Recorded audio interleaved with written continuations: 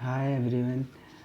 आज का हमारा डे स्टार्ट होता है 10 नवंबर व्लॉगिंग का 4th डे। आज सुबह सुबह उठने में बहुत ज़्यादा लेट हो गया। मम्मी की तबीयत ख़राब हो रही थी और मैं मम्मी के साथ सोया था। मम्मी भी लेट तक सोती रही और मैं भी मम्मी के साथ लेट तक सोया रहा। रात को तो मैंने देखा था मम्मी का टेम्परेचर बहुत नॉर्मल था, लेकिन फिर सुबह होते होते बहुत ज़्यादा फीवर मम्मी को हो गया। कल से ही था फीवर। मैं ये सोच रहा था कि कैसे क्या खिलाया जाए। मैंने दवाई के लिए पूछा तो मम्मी ने मना कर दिया। मम्मी ने कहा दवाई मैं नहीं खा रही, वैसे ही ठीक हो जाएगा। दवाई खाती हूँ तो मेरे को और ज़्यादा सीरियस हो जाता है।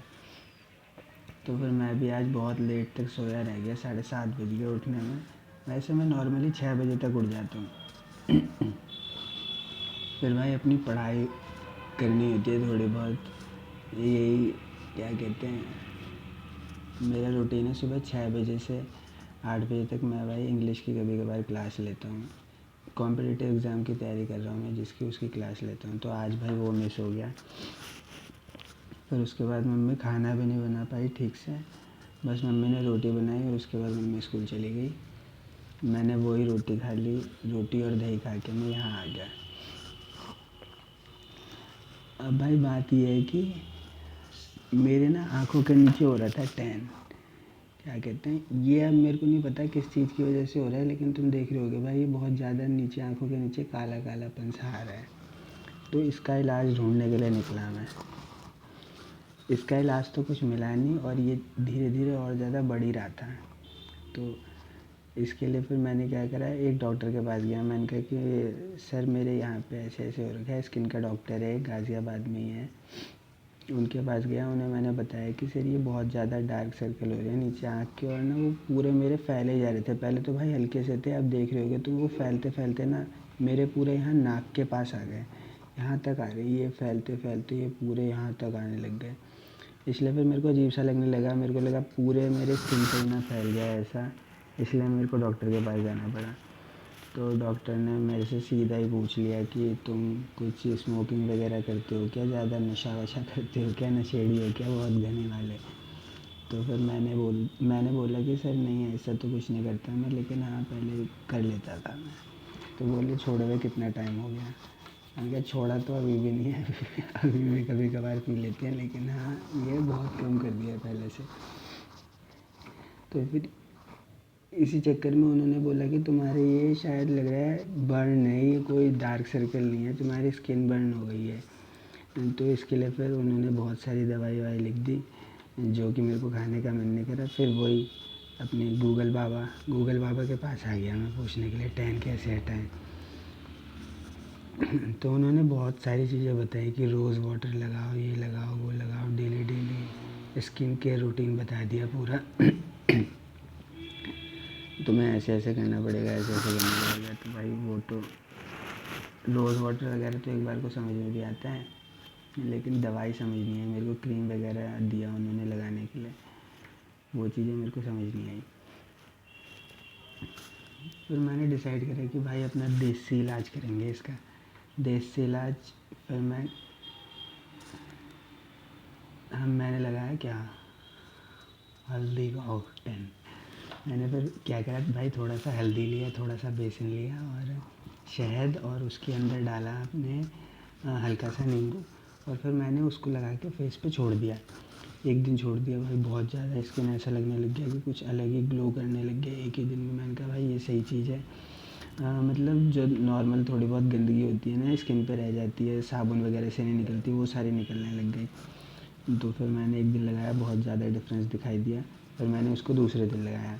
दूसरे दिन लगाने के बाद फिर वही अपना डिफरेंस बहुत ज़्यादा दिखाई दिया। और फिर मैंने ये चीज़ भूल गया मैं, ये चीज़ मेरे को किसी ने बोला ही नहीं कि उसको ना रब नहीं करना स्किन पे लगाने के बाद। मैंने तीसरे दिन जब उसको स्किन पे लगाया ना, तो भाई जब वो सूख गया ना, तो उसके बाद मैं उसको क्या करने लग गया, बहुत ज़्यादा अपने स्किन पे रब करने लग गया। अब रब करते करते मेरे को ध्यान नहीं रहा, तभी तो कुछ पता नहीं चलता। जब तुम पहला दूसरा तीसरा दिन है रब कर रहे हो उसके ऊपर, तो रब करते टाइम तो पता नहीं चलता।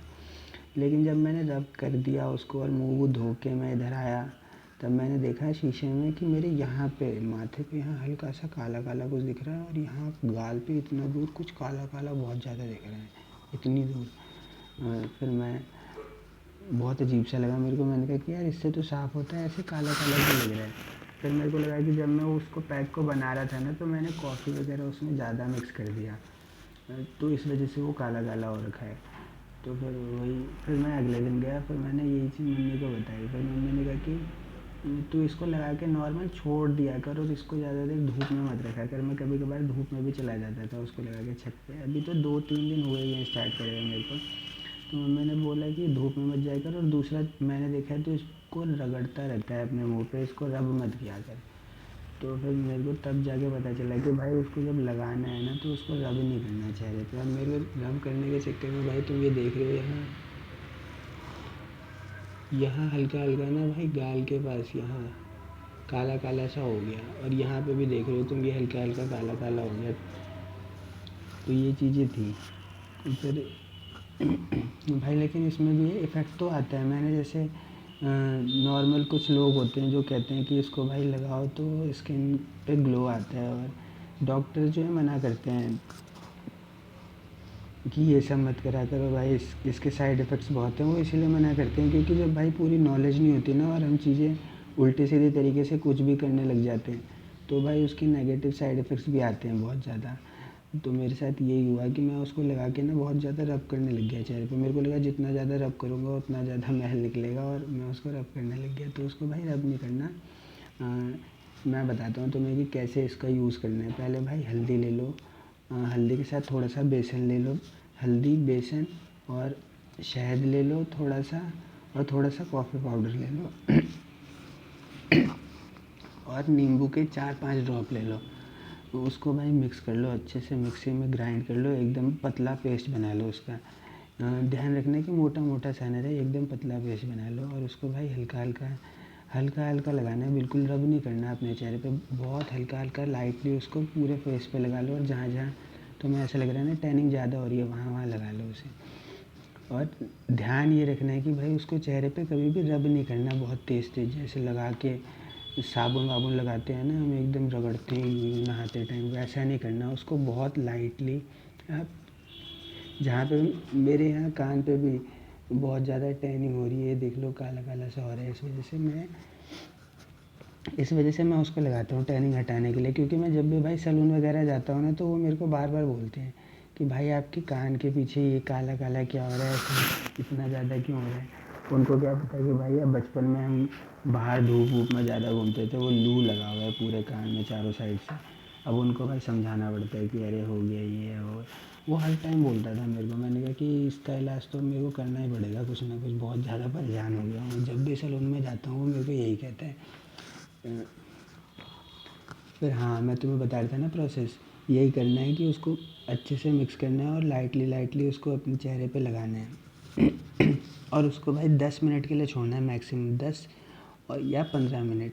और धूप में नहीं जाना है बिल्कुल भी, उसको घर में रखना है। और जब वो कंप्लीट 15 मिनट बाद ऐसा लगे कि सूख जाए, तब उसको हल्का हल्का झाड़ लेना, बस उसके ऊपर से ना जो मोटा मोटा सा लेयर रहता है उसको हल्का सा अपने गालों पे से झाड़ लेना। और झाड़ने के बाद नहाने चले जाओ, और साबुन वाबुन से अपना जो भी है बढ़िया से उसको धो लो। ठंडा पानी रहे तो उससे और ज़्यादा बेटर है, उससे और ज़्यादा अच्छा रहेगा।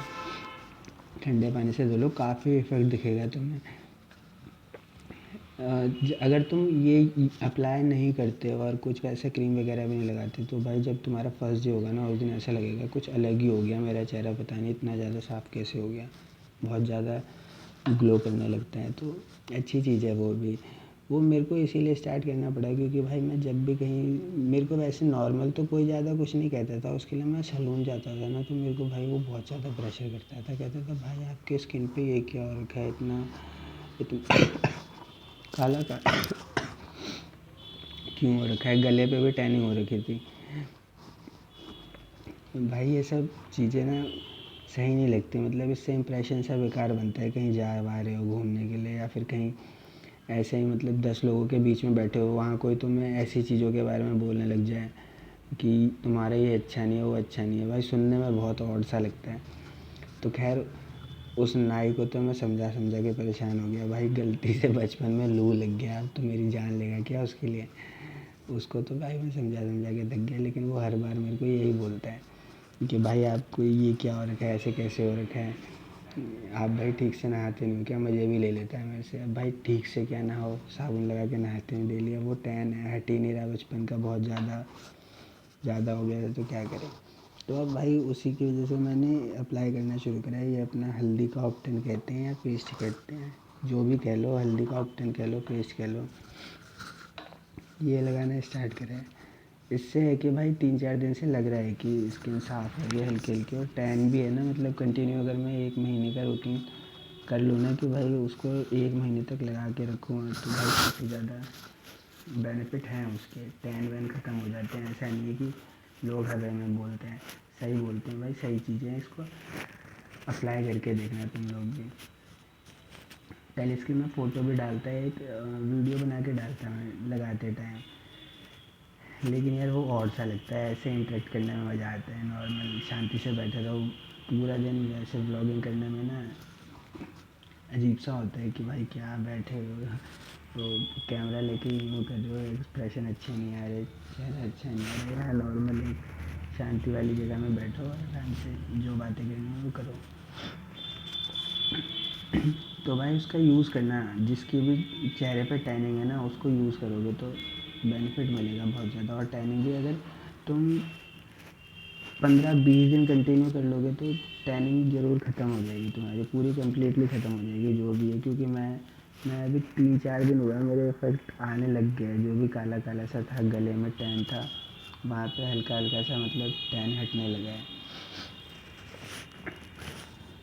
अभी तो कंटिन्यू हुई मैं यहाँ पे, मैं तुम्हें दिखाऊंगा अगर इफ़ेक्ट आएगा ना 1 महीने में, कुछ वैसे बहुत ज़्यादा डिफरेंस आएगा तो बताऊंगा मैं। ये देख रहे हो तुम भाई, मेरे कान के साइड में देख रहे हो ये क्या है, ये जो हल्का हल्का टैन हो रहा है ना, ये सब इसकी वजह से ही वो बोलता है मेरे को कि भाई ये आपकी टैन हो रखा है, इसे हटाओ किसी तरह के, क्यों हो रखा है ये। और ये आँख के नीचे जो हल्का सा डार्क सर्कल है, इसकी वजह से भी बोलने लग गया था मेरे को। अब ये आँख के नीचे का डार्क सर्कल तो भाई समझ नहीं आ रहा कैसे है, क्या हटाऊँ। इसके लिए तो भाई तुम लोग कुछ हो वैसा तो मेरे को बताना है। इस इधर भी हो रखा है हल्का सा, और इधर तो बहुत ज़्यादा हो रखा है, और इधर दिन ब दिन बढ़े जा रहा था। ये देख रहे हो आँखों के यहाँ पे साइड में ये काला काला पंचा, और ये पूरा ये देख रहे हो, ये चीज़ें हटानी है भाई। इसके लिए बताना है यार, कोई इलाज विलाज हो किसी के पास तो, कुछ ऐसी क्रीम का बताओ तुम्हें। ये नहीं जा रहा, ये मेरे को लग रहा है कि ये उससे भी नहीं जाएगा, जो मैं हल्दी का ऑप्टिन यूज़ कर रहा हूँ ना, उससे भी नहीं जाएगा ये। क्योंकि ये कुछ अलग ही भाई बर्न टाइप का है। मेरे को वो बोल रहा था डॉक्टर, ये बेटा आपका बर्न है और ये चीज़ें छोड़ दो।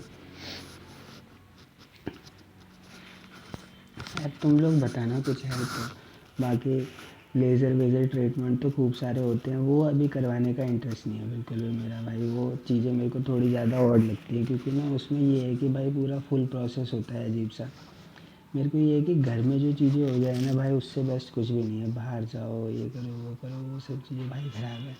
उसमें ना 10 झंझट भी होता है। अगर तुम्हारी बॉन्डिंग नहीं हो पा रही उससे अच्छे से, जो भी सैलून वाला है, अगर तुम किसी लग्जरी में जा रहे हो ना, वहाँ पे तो खैर अलग बात है, लेकिन किसी नॉर्मल वाले में जा रहे हो ना, वहाँ पे अगर बॉन्डिंग नहीं हो रही तो भाई वो उल्टी सीधी हरकतें भी कर देगा तुम्हारे चेहरे के साथ।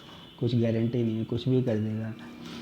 इसलिए मेरे को थोड़ा डाउट सा बना रहता है। और वैसा कोई फिक्स रूटीन भी नहीं है मेरा कि कंटिन्यू मैं जाता ही रहता हूँ ये सब चीज़ें करवाने। तो वो जानता है अच्छे से, फुल एक्सपीरियंस है, तो वो बढ़िया ही करेगा। इसलिए एक डाउट में रहता हूँ हर टाइम पे। इसलिए मैं चाह रहा हूँ कि घर में ही वो किसी तरह सही हो जाए।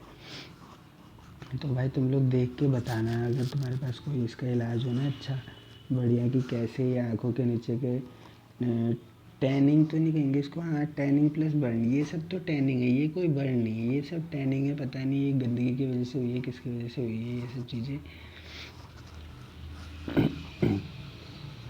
हाँ बाकी ये है कि हल्दी का ऑप्टन तो भाई बेस्ट लगा मेरे को।